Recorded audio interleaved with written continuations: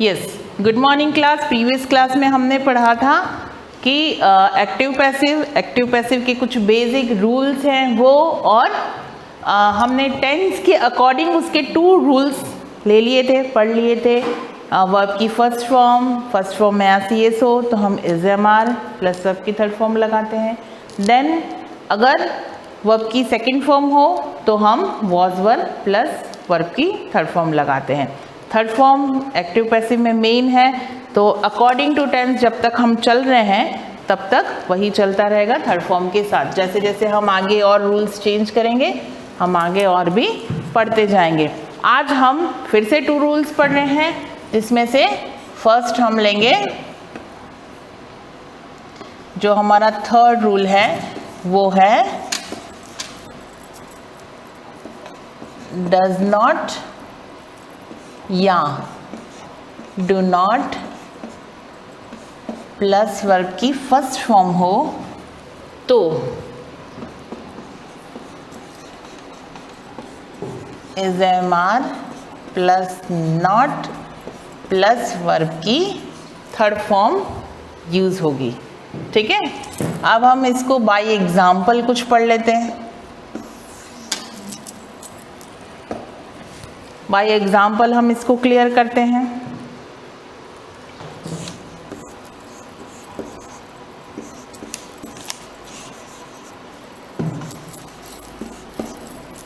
He does not play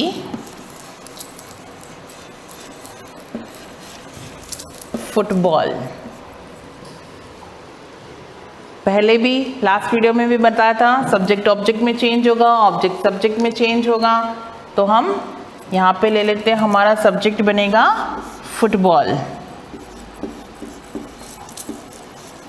football is not played by him. अब जब यहाँ पर हम एक्टिव के सेंटेंसेस में पीछे हिम आता है तो हम उसको सब्जेक्टिव फॉर्म में जब चेंज करते हैं तो ही में चेंज करते हैं। उसी तरह जब यहाँ पर सब्जेक्टिव फॉर्म में ही आएगा तो हम उसको ऑब्जेक्टिव फॉर्म में हिम में चेंज करेंगे। एक और एग्जाम्पल देख लेते हैं।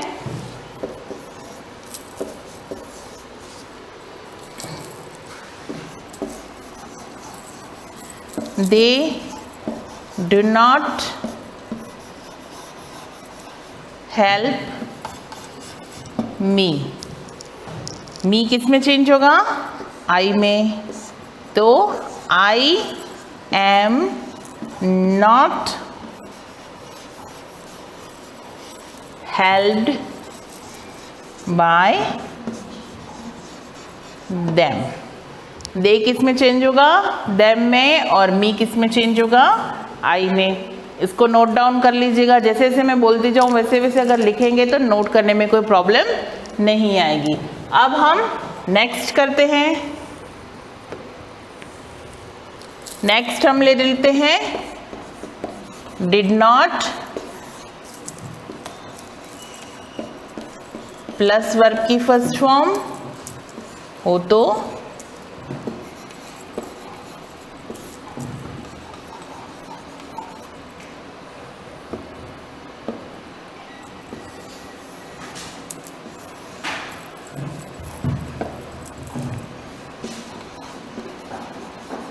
वॉज वर्ब प्लस वर्ब की थर्ड फॉर्म को हम यूज़ करेंगे। इसके भी कुछ एग्जाम्पल्स देख लेते हैं। फर्स्ट एग्जाम्पल हम लेते हैं, we did not cut green trees. ठीक है, ये क्या है? सब्जेक्ट, ये हमारा हेल्पिंग वर्ब हो गया, वर्ब हो गया, और ये हो गया हमारा ऑब्जेक्ट। अब जब इस तरह के ऑब्जेक्ट्स आते हैं ना तो सिर्फ ट्री नहीं लेना है। जब हमें ऑब्जेक्ट में दे रखा है ग्रीन ट्री, दैट मीन्स वो पूरा एक ही ऑब्जेक्ट हुआ, इसको हमें अलग अलग नहीं करना है। तो हम इसको क्या करेंगे? Green, green trees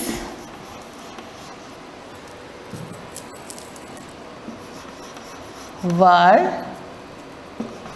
not, cut की थर्ड फॉर्म कट ही रहती है, कट बाय अस। क्या आंसर हुआ हमारा, क्या सेंटेंस बना, green trees were not cut by us. एक और एग्जाम्पल हम देख लेते हैं, she did not buy a pen. हम आगे क्या लगाएंगे, a pen. A pen was not, buy की थर्ड फॉर्म क्या होगी, bought, be bought by her, sorry.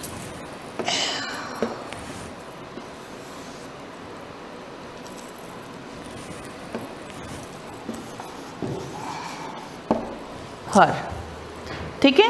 तो आज के इस टॉपिक में हमने क्या पढ़ा, सबसे पहले क्या था, does not, do not plus verb की फर्स्ट फॉर्म। तो ये हो गया प्रेजेंट का सेंटेंस, ठीक है। प्रेजेंट है तो हम एजएमआर लगाएंगे। और हमने जो नेक्स्ट पढ़ा वो क्या था, डिड नॉट प्लस वर्ब की थर्ड फॉर्म, तो हम वॉज वर लगाएंगे।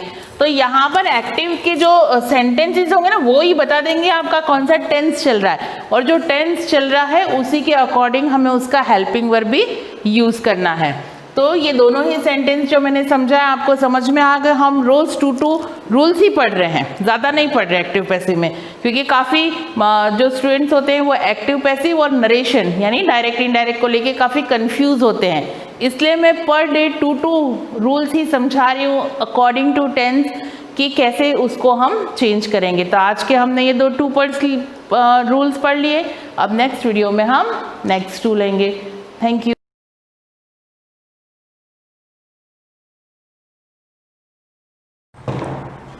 Good morning students, welcome to the class again. Last जो क्लास हुई थी हमारी उसमें हमने एक्सरसाइज 1.3 तक कंप्लीट कर लिया था। इसके बाद जो पोर्शन है उसके लिए कुछ एग्जाम्पल्स है, और उससे भी पहले आप सबको पता होना चाहिए कि इर्रेशनल नंबर्स कौन से होते हैं। इस चीज़ के बारे में पहले भी डिस्कस कर चुके हैं। ऐसे नंबर्स जिनको हम P/Q की फॉर्म में नहीं लिख पाते हैं, that are the irrational numbers. और उसका एक्सपांशन भी मैं डेसिमल एक्सपांशन के तरीके से भी आपको सिखा चुकी हूँ। अब यहाँ पर हम बात करते हैं एग्जाम्पल नंबर 1 जो है आपका, आफ्टर 1.3 के बाद जो एग्जाम्पल नंबर 1 है उसकी बात कर रहे हैं। वहाँ पर कहा है कि शो दैट रूट टू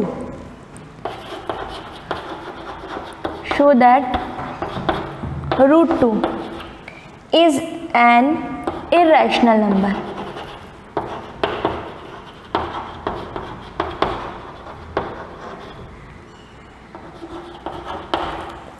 इससे भी पहले आपको वैसे क्वेश्चन में कहा है कि शो करना है कि √2 is an irrational number. Show करना है दैट मीन्स √2 इर्रेशनल नंबर होगा तो आप शो कर पाएंगे। दैट मीन्स ये जो बात कर रहा है वो तो सही है कि √2 इज एन इर्रेशनल नंबर। अब ये चीज़ आपको प्रूव करके दिखानी है। अब इससे पहले आपको एक चीज़ पता होनी चाहिए कि जितने भी आपके प्राइम नंबर्स होते हैं 2, 3, 7, आफ्टर दैट जितने भी हैं 2, 3, 7, उसके बाद कौन सा आएगा 11, 13, ऐसे नंबर जिनका 1 के अलावा कोई भी दूसरा फैक्टर नहीं है, that are the prime numbers. तो square root of any prime number, किसी भी प्राइम नंबर का जो स्क्वायर रूट होता है वो हमेशा ही इर्रेशनल नंबर होता है। ये चीज़ आपको पता होनी चाहिए। कैसे, वो चीज़ भी हम देखेंगे, लेकिन आपको ध्यान होना चाहिए कि जितने भी प्राइम नंबर्स हैं उसका स्क्वायर रूट कहीं भी लिखा हुआ है, दैट मीन्स वो जो नंबर है that is irrational number. Again second thing, ये तो हो गया स्क्वायर रूट की बात। अगर क्यूब रूट भी कहेंगे हम तो cube root of any prime number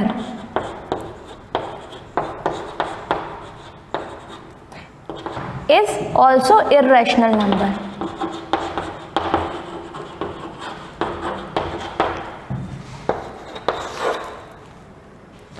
अब जैसे कोई नंबर मैंने आपके सामने लिखा है, मैंने जैसे आपको कहा था कि जिन नंबर्स को आप बार की फॉर्म में लिख पाते हैं that are the rational numbers, उनको हम रैशनल नंबर कह सकते हैं।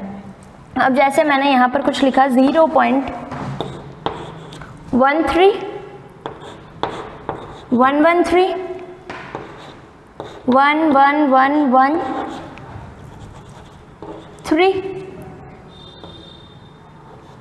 after that 1 1 1 1 4 time 1 and 3 5 time 1 and 3 dot dot dot, ये आगे चलता जा रहा है। तो यहाँ पर हम देख रहे हैं कि डेसिमल के बाद जो नंबर्स आ रहे हैं वो क्या आ रहा है, या तो 1 आ रहा है या फिर 3 आ रहा है, इसके अलावा कोई भी डिजिट रिपीट नहीं हो रही है। तो ये देख करके हमको ऐसा नहीं कहना है कि इसमें तो नंबर्स रिपीट हो रहे हैं, यहाँ पर सिर्फ 1 और 3 ही आ रहे हैं, that means this is rational number. नहीं, यहाँ पर हमने देखा 1 3 और यहाँ पर 1 1 3 आ रहा है, बोथ नंबर्स आर डिफरेंट। यहाँ पर 1 1 1 3 आ रहा है और यहाँ पर 4 टाइम 1 and 3 आ रहा है। दैट मीन्स आप इसको बार की फॉर्म में नहीं लिख सकते। यहाँ पर पैटर्न ज़रूर है लेकिन एक सिमिलर नंबर रिपीट नहीं हो रहा है। इसको आप 1 3 बार ऐसा नहीं लिख सकते या फिर 1 1 3 बार नहीं लिख सकते। ऐसा लिखोगे तो दोनों ही नंबर डिफरेंट हो जाएंगे। तो इस टाइप के जो भी नंबर होते हैं जिसमें डिजिट्स जो है ऑब्वियसली जो डेसिमल एक्सपांशन है वो आगे चलता जा रहा है, कोई लिमिटेशन नहीं है, लेकिन कोई एक पर्टिकुलर चीज़ रिपीट नहीं हो रही है। जैसे 1 3 का बार नहीं लिख सकते, 1 1 3 का बार नहीं लिख सकते, तो ये वाले आपके इर्रेशनल में ही आते हैं।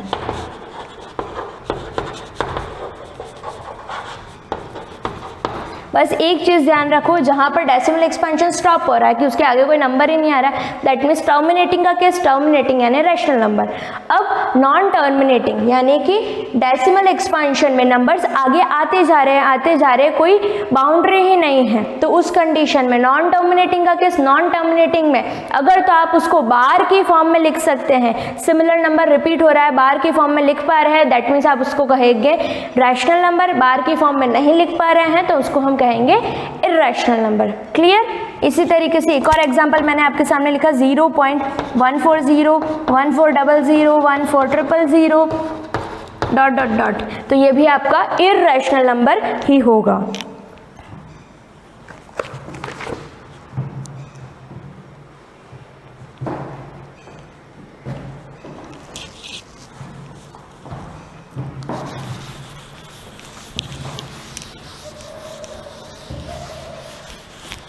अब बात करते हैं जो आपका एग्जाम्पल नंबर 1 है। एग्जाम्पल नंबर 1 में क्या कहा है कि show that root 2 is an irrational number. अब रूट 2 से तो पता नहीं चल रहा, सिंपल सा 2 होता तो हम कह देते इट कुड रिटर्न एज 2/1, तो ये जो है हमारा रैशनल नंबर है, बट इट इज़ रूट 2 जो कि हम पहले कह चुके हैं 2 इज़ अ प्राइम नंबर।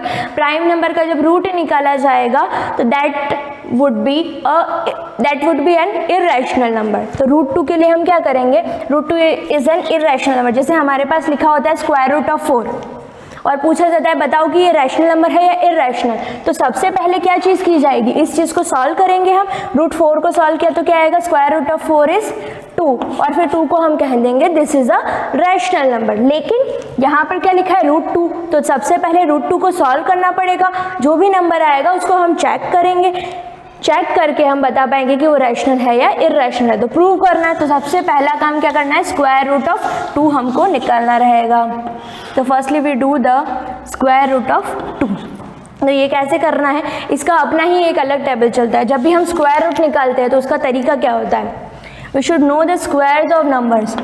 1 का स्क्वायर क्या होता है 1, 2 का स्क्वायर 4, 3 का स्क्वायर 9, 4 का स्क्वायर 16, 5 का स्क्वायर 25, 6 का स्क्वायर 36, 7 का स्क्वायर 49, 8 का स्क्वायर 64 एंड 9 का square 81 and the last is 10 का स्क्वायर 100। बस इतनी चीज़ हमको पता होनी चाहिए, बाकी का सारा काम अपने आप हो जाएगा। तो क्या करना है, हमें स्क्वायर रूट ऑफ 2 निकालना है। तो कैसे करना है, फर्स्टली अब यहाँ पर 2 हम देखेंगे तो इसमें से कौन सा नंबर है जिसका स्क्वायर रूट या तो 2 है या जिसका स्क्वायर या तो 2 है या फिर 2 से कम है। तो हम चेक करते हैं 2 से कम या फिर 2 के बराबर। तो हमने देखा 1, 1 का स्क्वायर तो 1 1 जा 1, 1 1 जा 1, 2 1 जा 2 में से 1 गया 1, यहाँ पर हमको माइनस करना है, दैट्स इट। अब यहाँ पर जो हमने किया है 1 1 जा 1, तो इस 1 को यहाँ पर भी ऐड किया जाएगा, 1 को यहाँ भी लिखना है और यहाँ भी लिखना है, और एक 1 यहाँ आएगा जो सब्ट्रैक्ट होगा। अब ये 1 और 1 ऐड हो जाएगा तो कितना आ गया 2, क्लियर। नाउ अब क्या करना रहेगा, 1 नंबर्स फिनिश हो गए, तो इसके लिए हमको आगे तो करना है, पूरा सॉल्व करना है कि जब तक हमारा ये स्क्वायर रूट कंप्लीट नहीं हो जाता। तो हम यहाँ पर डेसिमल लगाएंगे। तो स्क्वायर रूट का क्या प्रॉपर्टी होता है कि जब भी हम डेसिमल लगाते हैं तो जनरली डिवाइडेशन में तो डेसिमल लगाने पर एक बार में एक ही जीरो लगता है, लेकिन यहाँ पर क्या होता है, डेसिमल लगाने पर पेयर्स में चलता है, जीरोस लगते हैं एक बार में डबल जीरो, क्योंकि यहाँ पर स्क्वायर की बात की जा रही है। तो यहाँ पर जैसे डेसिमल लगाए तो मैंने यहाँ पर डबल ज़ीरो लगा दिया। अब क्या करेंगे, यहाँ पर जो ये 2 लिखा हुआ है, अब 2 के आगे मुझे नंबर्स लगाना है, वेदर इट इज़ 21 अगर मैंने लिया, 2 के आगे 1 लगाया है, तो मैं क्या करूँगी, इस 1 को ही 1 से मल्टीप्लाई करूँगी। तो 21 1 जा 21, नहीं तो 22 2 जा 44, कोई भी डिफरेंट नंबर यहाँ पर नहीं आएगा। 23 3 जा 69, लेकिन नंबर हमको ऐसा चूज़ करना है जो कि या तो 100 के बराबर हो या फिर 100 से कम हो। तो ये कैसे आएगा, ये वाला भी देख लिया हमने। अब 24 का चेक कर लेते हैं, 24 4 जा कितना हो जाएगा 96 96, और 25 5 जा हम जानते हैं 125, तो वो तो 100 से ज़्यादा हो जाएगा, इसलिए हम चूज़ करेंगे ये वाला पेयर 24 4 जा 96। तो इसके आगे हमने 4 लगाया, 24 4 जा 96, 24 4 जा 96, और यही 4 मैंने यहाँ लिखा, जो आपने मल्टीप्लाई में पेयर यूज़ करा है वो यहाँ पर ऐड होगा। यहाँ सब्ट्रैक्ट करेंगे, 10 - 6 4, 9 - 9 0, यहाँ पर 4 है, और ये सम करने पर क्या आ जाएगा 28, और यहाँ पर कितना बन रहा है 4। अब अगेन नंबर्स फिनिश हो चुके हैं, यहाँ पर 28 है, तो यहाँ पर डबल ज़ीरो लगा दिया। अब इसको मल्टीप्लाई करके हम चेक करेंगे, 281 1 जा 282 2 जा या फिर 283 3 जा। तो 281 1 जा तो 281 ही होगा, 2 जा चेक कर लेते हैं, 282 2 जा 4, 8 2 जा 16, 2 2 जा 4 एंड 5 5 64, जो कि ज़्यादा हो जाता है। तो इसके लिए हम क्या करेंगे, 281 1 जा, तो 28 के आगे 1 लगा दिया, 281 1 जा कितना होता है 281, और यही वाला जो 1 है मैंने यहाँ पर लिखा, तो ये क्या नंबर बन गया 282।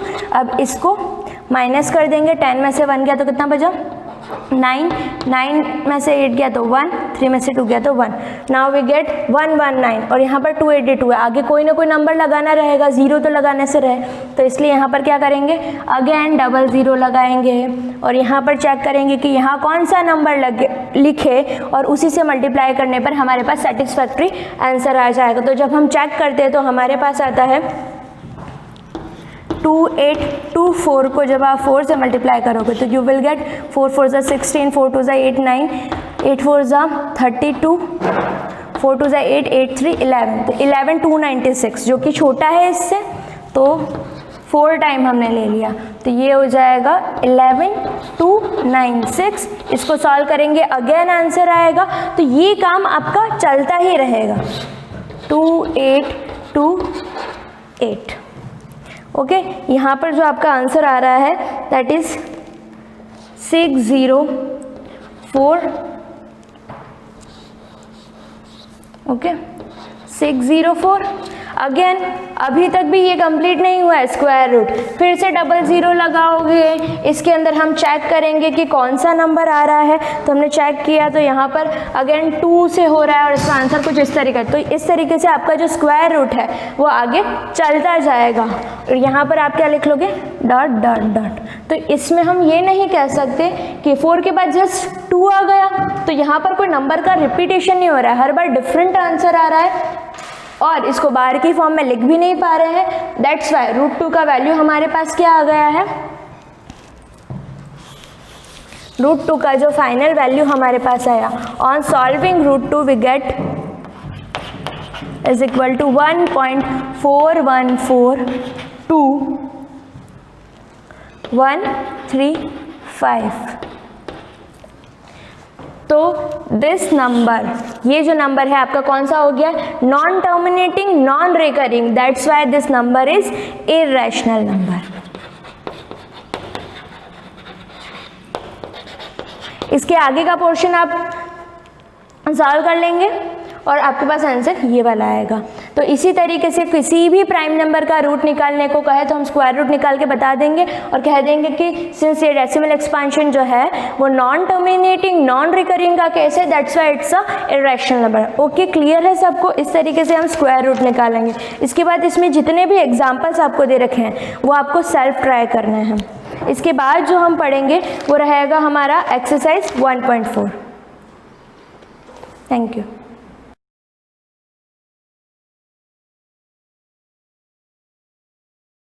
Good morning students. Lesson 5 the fundamental unit of life का फर्स्ट पार्ट शुरू करेंगे। लास्ट चैप्टर मैंने फर्स्ट लेसन कंप्लीट करवाया आपको। उसके बाद मैंने कहा था कि जितने क्वेश्चन आंसर होते हैं, एटलीस्ट MCQs जितने आपसे होते हैं बुक में से ढूंढ के आप कर लेना। बाकी का जो भी होगा आगे होमवर्क का इंस्ट्रक्शन आपको ग्रुप में बता दिया जाएगा। मैं आज न्यू लेसन स्टार्ट कर रही हूँ, fundamental unit of life. Life जीवन, लाइफ की बेसिक फंडामेंटल यूनिट क्या होती है। तो आपके दिमाग में आएगा कि सबसे पहले लाइफ जो शुरू होती है, लाइफ का ओरिजिन होता है, कोई भी ऑर्गेनिज्म बनना शुरू होता है तो सबसे पहले उसकी बेसिक चीज़ क्या बनती है, तो सेल बनता है। सेल, कोशिका, सबसे स्मॉलेस्ट यूनिट जो होती है लाइफ की वो सेल होती है। उसी के बारे में हम स्टडी करेंगे। The fundamental unit of life 5th lesson है आपका, जो कि बायोलॉजी से रिलेटेड है, बायो का पढ़ेंगे हम। Wherever we examine our environment, we come across diverse kind of living organism. At present, about 1.8 million species of living organisms have been given scientific names. First line दे रखा है कि हमारे चारों तरफ बहुत सारे लिविंग थिंग्स हम देखते हैं। Examine our environment, we come across diverse kind of living organism. हमारे आसपास स्मॉलेस्ट ले लो आप बैक्टीरिया, या ले लो आप अमीबा। बैक्टीरिया से लेकर आप एलिफेंट, जायंट ऑर्गेनिज्म ले लो, सारे ऑर्गेनिज्म जो है हमारे तरफ चारों बहुत डाइवर्स काइंड ऑफ, डाइवर्स मतलब सब में एक अलग अलग तरह का वेरिएशन होता है, विभिन्नताएं होती है, चेंजेस होता है, डाइवर्सिटी बोलते हैं उसको। Have been given a scientific name, उसमें से अभी तक के 1.8 मिलियन स्पीशीज़ हैं जिनको साइंटिस्ट ने नेम दे दिया है। मतलब ये नहीं बोल सकते कि 1.8 मिलियन अर्थ पर ऐसे ऑर्गेनिज्म हैं जो सर्वाइव कर रहे हैं, नहीं, यहाँ पर बहुत सारे ऑर्गेनिज्म हैं जो लॉट ऑफ मिलियन यानी इन्फिनिटी बोल सकते हैं। अभी तक तो ऐसे भी ऑर्गेनिज्म है जिनके बारे में हमें नहीं पता होगा, जो बहुत ही माइक्रो ऑर्गेनिज्म होंगे, बहुत ही यूनिसेल्युलर अमीबा जो होता है जैसे, उसके बारे में हमें पता है। हो सकता है अमीबा से छोटा ऑर्गेनिज्म भी सर्वाइव कर रहा हो, लेकिन उसके बारे में नहीं। 1.8 मिलियन स्पीशीज़ ऐसी है जिसको साइंटिस्ट ने डिस्कवर कर लिया है, या ये कहे कि 1.8 मिलियन स्पीशीज़ ऐसी हैं जिनको साइंटिस्ट ने नेम दे दिया है। नेम दे दिया मतलब साइंटिफिक नेम देना, इसका मतलब ये है कि उसके बारे में स्टडी हो चुकी है। Some of this living organism are really giant, कुछ होते हैं जायंट यानी वेरी बिग, लार्ज साइज का, लाइक ब्लू व्हेल बहुत बड़ा साइज का हो जाता है, and African elephant, while some are microscopic and can not be seen with naked eyes. Naked eyes का मीनिंग है विदाउट माइक्रोस्कोप, बिना माइक्रोस्कोप के किसी ऑर्गेनिज्म को हम नहीं देख सकते, तो वो बहुत ही स्मॉलेस्ट हो जाता है, जिसको बोलते हैं माइक्रोस्कोपिक ऑर्गेनिज्म या माइक्रोस्कोपिक स्ट्रक्चर। ऐसे ऑर्गेनिज्म जिनको हम नेकेड आई से नहीं देख सकते हैं वो आते हैं माइक्रोस्कोपिक में, और जो बहुत जायंट साइज के होते हैं जैसे blue whale, African elephant etcetera. Despite these variation, all organisms have a fundamental similarity in their basis, structure and purposes. They are all made up of one or many cell. यहाँ पे सब कुछ variation होता है, जैसे मैंने आपको example दिया है, यहाँ पे बुक वाले ने दिया है ब्लू व्हेल, और ब्लू व्हेल के बाद एक दिया है इसने जो बहुत ही ज़्यादा माइक्रोस्कोपिक होते हैं, लाइक एज पैरामीशियम, अमीबा, वो होते हैं यूनिसेलुलर ऑर्गेनिज्म। तो जो यूनिसेलुलर ऑर्गेनिज्म है और जो एलिफेंट हो गया, अफ्रीकन एलिफेंट हो गया, या ब्लू व्हेल जैसे बहुत सारे काउज हो गई, बफेलो, कैट, तो उन सब में क्या होता है कि वैसे तो देखें तो यूँ लगेगा कि ये बहुत ज़्यादा एक दूसरे से अलग है, डेफिनेटली अलग है, बट इनका अगर बेसिक स्ट्रक्चर देखे जाए तो एक एलिफेंट और एक अमीबा दोनों के दोनों सेल से बने होते हैं। तो बेसिक यूनिट क्या है लाइफ की? सेल। यानी कोई भी ऑर्गेनिज्म अगर सबसे पहले बन रहा है तो उसमें सबसे पहले क्या चीज़ बनी होगी। जैसे हमारा फॉर्मेशन हुआ, हमारे बॉडी में कितने पार्ट्स होते हैं, कितने ऑर्गन्स होते हैं, हमारा हैंड होता है, फुट होता है, हेड होता है, तो उन सब में दिमाग में कभी क्वेश्चन आता है ना कि सबसे पहले हमारे अंदर क्या चीज़ बनी होगी। तो हमारा जब फॉर्मेशन शुरू हुआ होगा उस समय भी हमारे अंदर भी सबसे पहले एक सेल बनी होगी। हमेशा आप सुनते रहते हो एक सेल में डिवीजन हुआ होगा तो 2 सेल बनी होगी, 2 सेल में डिवीजन होके 4 सेल बनी होगी, 4 से 8, जस्ट मल्टीप्लिकेशन होता रहता है और सेल डिवीजन से फिर सेल के थ्रू टिश्यू बनता है। और आगे मैं बताऊंगी आपको, लेकिन इंट्रोडक्शन देना ज़रूरी है ताकि ये आपको क्लियर रहेगा कि हम क्या पढ़ रहे हैं। तो सेल जब ग्रुप में बन जाती है तो टिश्यू बनता है, टिश्यू जब ग्रुप में होता है तो ऑर्गन बनता है, ऑर्गन जुड़ के, सारे ऑर्गन्स जुड़ के ऑर्गन सिस्टम बनाते हैं और उस ऑर्गन सिस्टम से पूरी एक बॉडी का फॉर्मेशन होता है, चाहे वो एलिफेंट की बॉडी हो या किसी ह्यूमन की हो। They are all made up of 1 और मैनी सेल। दोनों सबके सब ऑर्गेनिज्म, चाहे वो छोटा सा ले लो या बड़ा ले लो, जायंट साइज का ले लो या स्मॉलर टू लार्जर, सबके सब किससे बने होते हैं? सेल से। कोई एक सेल से बना होता है, कोई मैनी सेल से बना होता है, multicellular. This building block और cells of living organism are usually very very small और माइक्रोस्कोपिक। बिल्डिंग ब्लॉक और सेल लिविंग ऑर्गेनिज्म, मतलब ये बिल्डिंग ब्लॉक का मतलब है, यहाँ पे सेल्स को बिल्डिंग ब्लॉक बोला। आपको अगर सेल अभी समझ में नहीं आ रहा है तो आप ये समझ लो कि कोई बिल्डिंग बनती है तो बिल्डिंग में ईंट ब्रिक्स का यूज़ करते हैं, उसके बाद कुछ ब्लॉक्स बनाते हैं, थोड़े थोड़े चैम्बर में काम शुरू होता है ताकि पूरी बिल्डिंग बन जाए। एकदम से तो बिल्डिंग पूरी तैयार नहीं होती। तो बिल्डिंग ब्लॉक का मतलब है छोटी छोटी स्ट्रक्चरल यूनिट जिनकी वजह से एक पूरा बाद में जाके एक बॉडी का फॉर्मेशन हो रहा है, which is known as cells of living organism. One usually very very small or microscopic. Therefore our understanding of the cell required development of various type of instrument, microscopes, which can magnify their image and staining techniques. मतलब ये कि अगर कोई organism बड़ा है तो then okay, उसको आप देख के समझ सकते हो कि इसके ऑर्गन्स क्या है, ये क्या कहते हैं, ये सारी स्टडी आप कर सकते हो। पर अगर कोई ऑर्गेनिज्म बहुत ज़्यादा छोटा है लाइक यूनिसेलुलर, तो यूनिसेलुलर ऑर्गेनिज्म की स्टडी करनी है, अगर उनके बारे में हमको जानना है, समझना है, उसकी स्टडी करनी है, तो उसके लिए हम माइक्रोस्कोप का यूज़ करते हैं। मतलब ये यहाँ बता रहा है कि बहुत वेरी वेरी स्मॉल साइज़ के जो ऑर्गेनिज्म होते हैं उनको अगर हमें पढ़ना है तो उसके लिए हम एक इंस्ट्रूमेंट का यूज़ करते हैं जिसको आपने सबने सुना होगा और उसको बोलते हैं हम माइक्रोस्कोप। माइक्रोस्कोप आपने देखा ही होगा, नहीं देखा होगा तो इस साल के मेन बुक के फ्रंट कवर पेज पे ही आपको माइक्रोस्कोप दिख गया होगा। जब आपने बुक खोली होगी तो आपने सबसे पहले कवर पेज ही देखा होगा, उस कवर पेज पे माइक्रोस्कोप का डायग्राम बना हुआ है न्यू बुक पे। नेक्स्ट यहाँ माइक्रोस्कोप के बारे में कुछ दे रखा है, विच N microscope which can magnify there image and staining techniques. ये क्या करता है? किसी भी इमेज को मैग्नीफाई करता है, बहुत ही ज़्यादा जूम इन करके देखता है, बेसिक सेल्यूलर स्ट्रक्चर तक देखता है। A number of their image and staining technique. Staining technique ये होता है कि किसी भी पार्ट ले लिया, किसी ऑर्गेनिज्म की एक सेल ले ली, एक शेल ले लिया, उसका एक आउटर कवर ले लिया, लीफ का सेक्शन काट के रख दिया, तो उस सेक्शन पे क्या करते हैं, थोड़ा सा स्टेनिंग मटेरियल डालते हैं, जिससे क्या होता है कि थोड़ा सा कलर मिल जाता है, ताकि ये जो सेल्यूलर स्ट्रक्चर हम माइक्रोस्कोप में देखते हैं उनमें कोई कोई सेल कलर पकड़ लेती है, कलर को कैच कर लेती है, तो वो जो स्टेनिंग स्लाइड होती है वो प्रॉपर दिखाई देती है। उससे पता चलता है कि यहाँ पे कौन सा टिश्यू है, यहाँ पे कौन सा टिश्यू है, तो वो आपने जब स्लाइड प्रिपेयर करोगे तो आपको समझ में आएगा। A number of scientists contributed to the development of cytology. Cytology, this is a branch of science, biology, which study about cell. या आप ये समझ सकते हो कि सेल की स्टडी करने वाली ब्रांच को साइटोलॉजी बोला जाता है, जिसमें सेल की स्टडी होती है।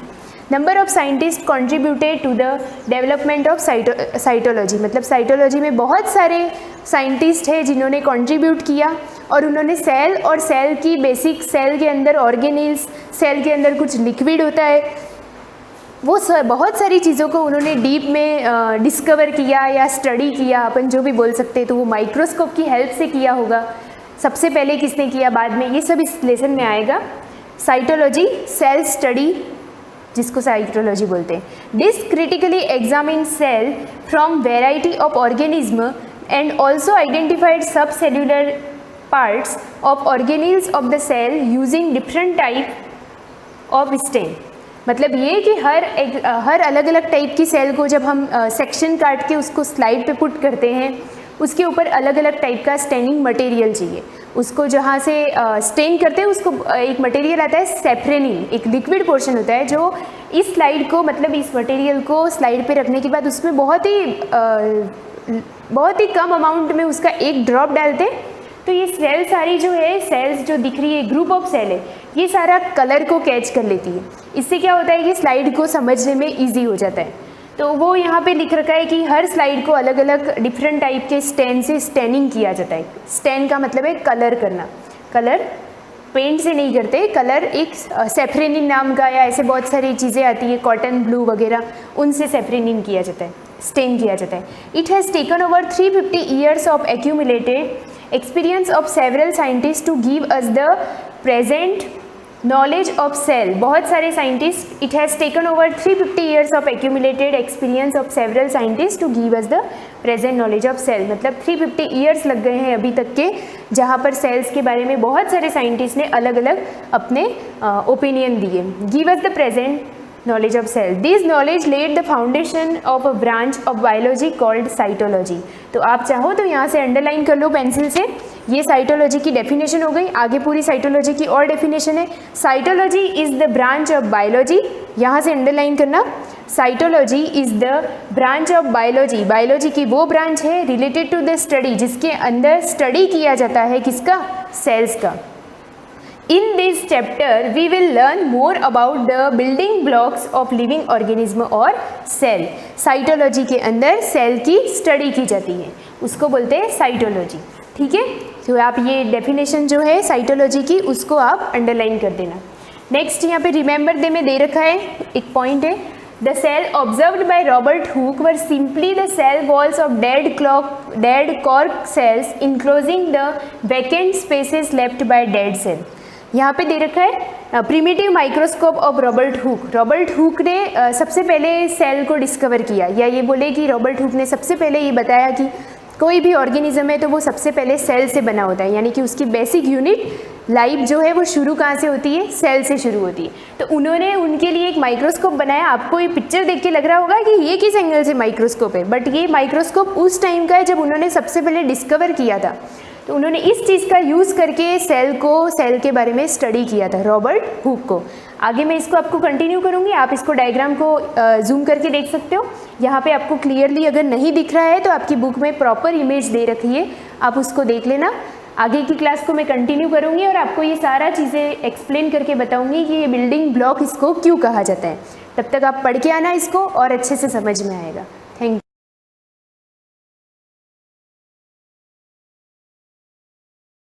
हमने लास्ट चैप्टर पढ़ा था पॉलिटिकल साइंस का, अब हम जो नया चैप्टर पढ़ रहे हैं इकोनॉमिक्स का पढ़ रहे हैं, the story of village Palampur. इसमें पर्टिकुलर जो पालमपुर नाम का एक गांव दे रखा है, उसको ऐसे एज ए नाम दे रखा है। हो सकता है कि वो किसी और विलेज की स्टोरी हो, लेकिन हम कभी कभी तुम लोगों को देखा होगा न्यूज़पेपर में कोई चीज़ आती है, नाम छुपा के उसके बारे में बताया जाता है। तो यहाँ पर भी पालमपुर के बारे में हमको बताया गया, और इसमें जो बताया गया है वो पूरा आपको किसी ने उसका सर्वे किया है। क्या आपकी बुक में स्टार्टिंग में उसका नाम भी दे रखा है, किसी पर्सन ने पर्टिकुलर उसके बारे में सर्वे किया है, गिलबर्ट एटिनिंग। तो उन्होंने क्या क्या देखा था कि फार्मर्स कैसे काम करते, क्या क्या उनको प्रॉब्लम्स फेस करनी पड़ती है, सूखा पड़ जाता है या फिर उनके पास कौन कौन से सोर्सेस अवेलेबल होते हैं जिससे वह अपना काम करते हैं। तो इसमें स्टार्टिंग में आपको कुछ ग्लोसरी वर्ड दे रखे हैं, अगर आप इन ग्लोसरी वर्ड को रीड कर लेते हो तो आगे का जो लेसन है वो अपना बहुत ईजी हो जाएगा। फर्स्ट दे रखा है, वैसे आपको ये सारा बहुत ईजी है, रीड करते ही समझ में आ जाएगा क्या है।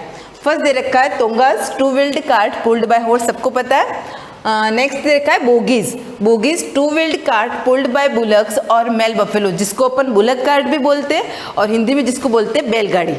नेक्स्ट दे रखा है गुड़, जो खाने वाला गुड़ होता है उसको कहा जाता है जेगरी। नेक्स्ट दे रखा है फिजिकल कैपिटल, फिजिकल कैपिटल क्या होगी, जो शारीरिक आप जो काम कर रहे हो, variety of things required during production, उपज के समय जो फिजिकल जो काम कर रहे हैं वो आपकी फिजिकल कैपिटल यानी कि शारीरिक पूंजी के अंदर आएगी। नेक्स्ट है फिक्स्ड कैपिटल। फिक्स्ड कैपिटल के अंदर क्या आएगा? Tools, machines and buildings required for productions. Next है working capital, raw materials and money in hand.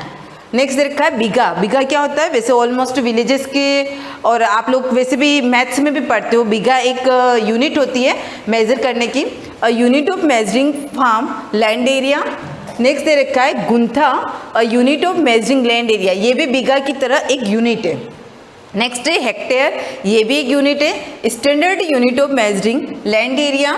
Kharif crops आप लोग को साइंस में भी पढ़ा है आपने, और ये अपने सोशल में भी आता है, खरीफ, रबी, जायद क्रॉप्स, ये सब। Kharif crops grown during rainy season, ऐसी फसलें जो रेनी के सीजन्स में होती है, सच एज जवार, बाजरा। नेक्स्ट है rabi crops grown during winter season, जो सर्दी के मौसम में होती है, such as wheat, gram, barley, extra. Multiple cropping का मतलब होता है एक साल में आप कितनी फसलें कर सकते हो। Growing more than one crop on a piece of land during the same year. HYV high yielding varieties, यानी कि उच्च क्वालिटी के जो टूल्स है, बीज है, उनको यूज में लेना है। ये पॉइंट्स अपने आगे आएगा, अपन और क्लियर करेंगे। HYV seeds high yielding variety seeds, इसमें बीज के बारे में दे रखा है।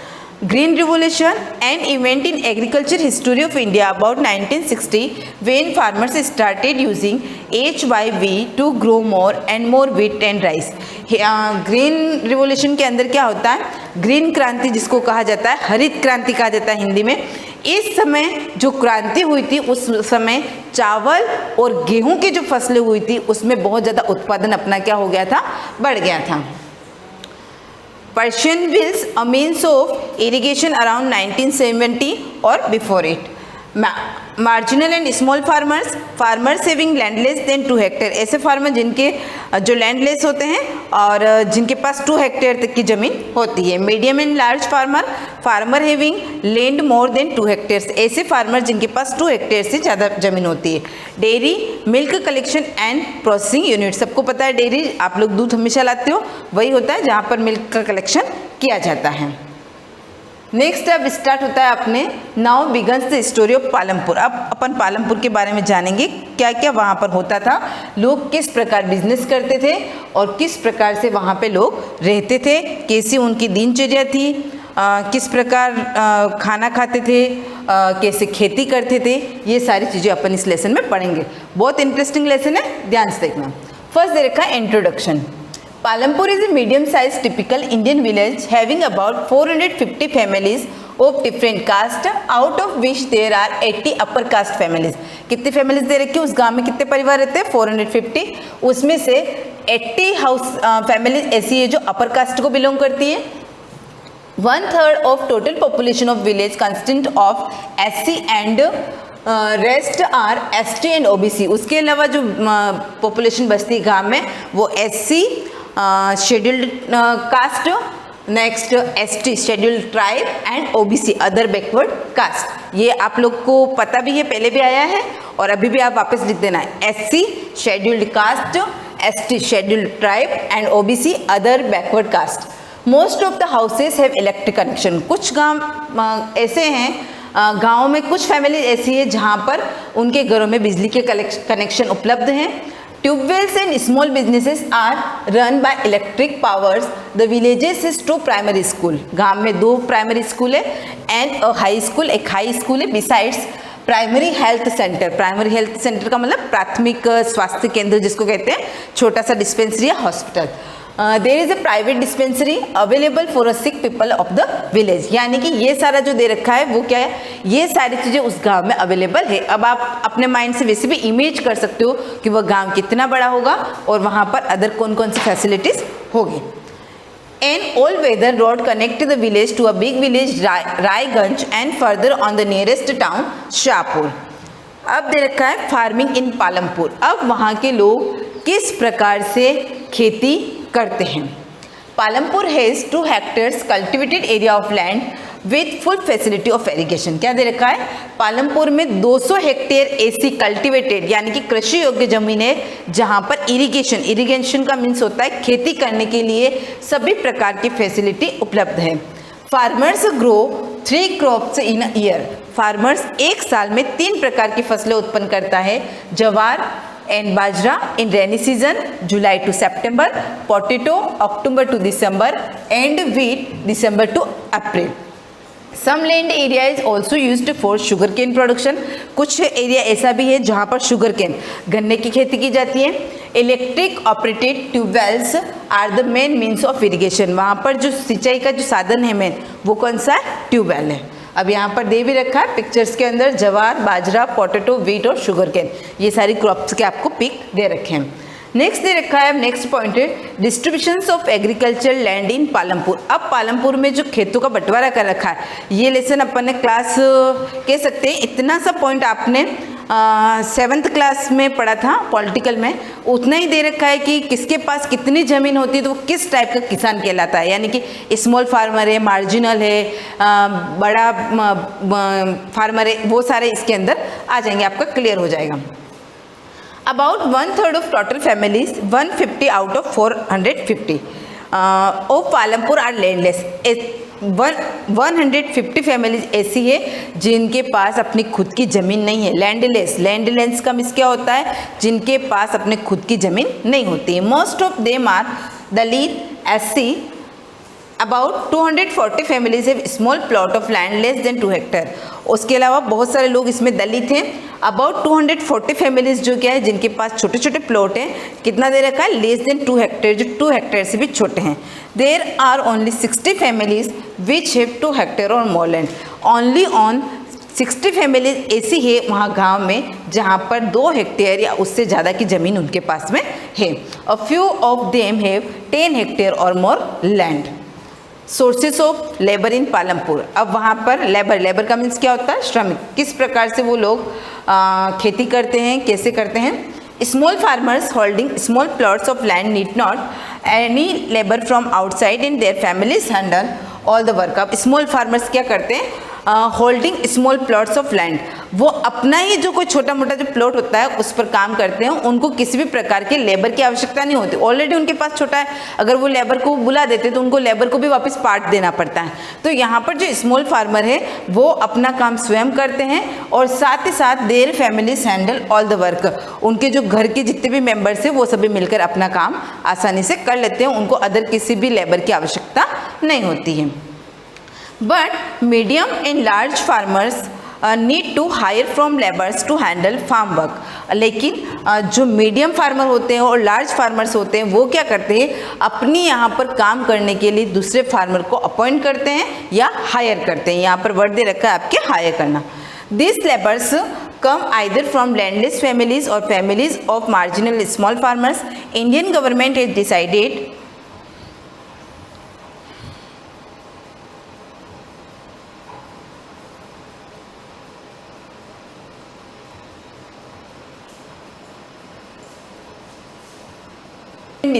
minimum wages for farm laborers of rate 300 per day. अब जो लोग काम करने जाते हैं, स्मॉल जो फार्मर्स होते हैं, अब वो पूरे दिन काम करते हैं और उनको अच्छी कोई इनकम नहीं होती है, तो हमारी गवर्नमेंट ने फिक्स कर दिया है कि उनको पर डे का कितना मिलेगा? 300 रुपीज़ मिलेगा। It is well known the most of them do not get regular work throughout the year. Farm work is available during sowing and harvesting seasons only. अब ऐसे में क्या होता है, जो फार्मर्स काम करते हैं उनको रेगुलर काम नहीं करता है। जो अपने भारत में जो कृषि पाई जाती है, जो फार्मिंग पाई जाती है, उसको मौसमी रोजगार के अंदर किया जाता है। मौसमी का मतलब होता है सीजनल, सीजन के अकॉर्डिंग लोगों को काम करता है। अपने यहाँ पर पूरे साल भर एग्रीकल्चर का काम नहीं होता। जैसे बारिश का मौसम आया, जो फसल उत्पादित होगी तो उसका काम होगा। फिर वापस से गर्मी का सीजन आया तो उस समय जो बीच के जो मंथ होते हैं, कटाई से लेकर फिर से नेक्स्ट जो बुवाई हो रही है तब तक का जो टाइम होता है वो किसानों के पास क्या होता है? फ्री होता है। उनको यानी कि रेगुलर वर्क नहीं मिलता है। तो यहाँ पर भी दे रखा है कि जो लोग भी काम करते हैं उनके पास पूरे साल भर कोई भी काम नहीं होता है। ये उनके पास काम कब होता है? Sowing and harvesting. सोइंग का मतलब जब भी बीजों का रोपण हो रहा है, बुवाई कर रहे उस समय, और हार्वेस्टिंग, हार्वेस्टिंग का मीन्स होता है फसलों की कटाई के समय। यानी कि उनको 2 सीजन पर ही उनको काम मिलता है, वरना पूरे साल भर वो क्या रहते हैं? उनके पास रोजगार नहीं रहता है। Sources of capital. अब वो लोग अपने मतलब कह सकते हैं कि कौन से ऐसे सोर्सेस है जिससे वो कमाई करते हैं।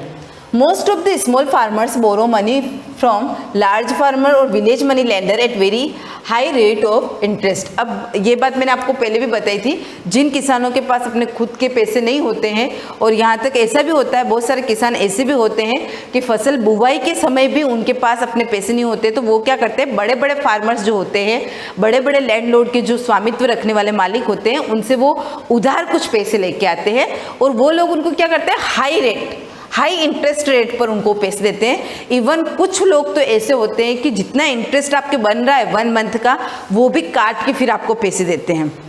उसमें भी उनकी कंडीशन होती है कि आपको कब उनको एग्जिट टाइम पर आपको उनको पैसे देने करने। तो ऐसे में क्या होता है, अगर हो सकता है कि बारिश अच्छी हो तो फसल हो जाती है, अगर बारिश अच्छी नहीं हो तो सूखा भी पड़ जाता है। एक तो आपने उधार लिया, उसका इंटरेस्ट तो, और साथ ही फसल हुई नहीं, अब उसके आपको खाने के लिए जो चाहिए वो भी आपको उधार। तो ऐसे में क्या होता है, जो स्मॉल फार्मर होते हैं वो हमेशा कर्ज में डूबते रहते हैं, और ऐसे करते हुए बहुत बार ऐसा होता है कि जो छोटे छोटे फार्मर्स होते हैं, जिनके पास थोड़ी बहुत ज़मीन जो होती है, वो भी बड़े बड़े जो फार्मर्स होते हैं वो ले लेते हैं। They face great difficulty to get over this loans and sometimes they are treated very badly by money lenders. दे रखा है, बहुत बुरी तरह से उनको ट्रीट किया जाता है, यहाँ तक कि उनके जो घर के काम होते हैं, कभी वो पैसे नहीं चुका पाते तो वो भी करवाते हैं। बहुत सारी ऐसी प्रॉब्लम्स होती है जो स्मॉल फार्मर्स को फेस करनी पड़ती है। वाइल मीडियम और large farmers have their own saving from farmer, लेकिन मीडियम और लार्ज फार्मर जो होते हैं वो किसी भी इसी प्रकार की उधार लेना करना ये नहीं करते हैं, और अपने जो सेविंग्स होती है उन्हीं के बेस पर अपनी फार्मिंग करते हैं। Setting of farm products, selling of farm products. अब जो फार्म प्रोडक्ट्स अवेलेबल हैं उनके पास, जैसे गेहूं हैं या फिर जो भी फसल उनकी उत्पादित हुई है, तो उनको वो किस प्रकार से बेचते हैं, कहाँ पर जाके बेचते हैं। Marginal and small farmer hardly sell some amount of their farm yields because most of it is consumed of their own needs, but medium and large farmer manage to sell their farm product in the nearby market। ये मैंने पहले ही बता दिया था आपको कि जो छोटे फार्मर होते हैं उनके पास तो ऑलरेडी छोटे छोटे स्मॉल खेती होते हैं, तो उनकी जितनी खेती होती है तो उनसे उनके परिवार की जो आवश्यकताएं होती है वही पूरी हो जाती है, वो उसको बेच तक नहीं पाते और उनको पैसे भी नहीं मिलते। लेकिन जो मीडियम और लार्ज फार्मर्स होते हैं उनको इतनी अनाज की आवश्यकता नहीं होती, तो वो क्या करते हैं, नियर बाय उनके आसपास में जो भी मार्केट्स लगते हैं वहाँ पर वो बेच देते हैं। This product are carried to market by bullock cart and tractor trolley. वो उसको कहाँ पर ले, या तो बैलगाड़ी के ऊपर या फिर आजकल ट्रैक्टर ट्रॉली चल रही है, तो उन फैसिलिटीज़ के थ्रू वो मार्केट्स में जाते हैं और उनको अच्छे दाम भी मिल जाते हैं, जिससे उन लोगों को इकोनॉमिक्स रूप से कोई भी प्रॉब्लम्स नहीं होती है। नेक्स्ट पॉइंट दे रखा है एक्टिविटीज बिसाइड्स फार्मिंग, ये अपन नेक्स्ट वीडियो में कंटिन्यू करेंगे। लेसन बहुत इंटरेस्टिंग है, आप इसको पहले से रीड कर लोगे तो आपके लिए और अच्छा होगा। Thank you.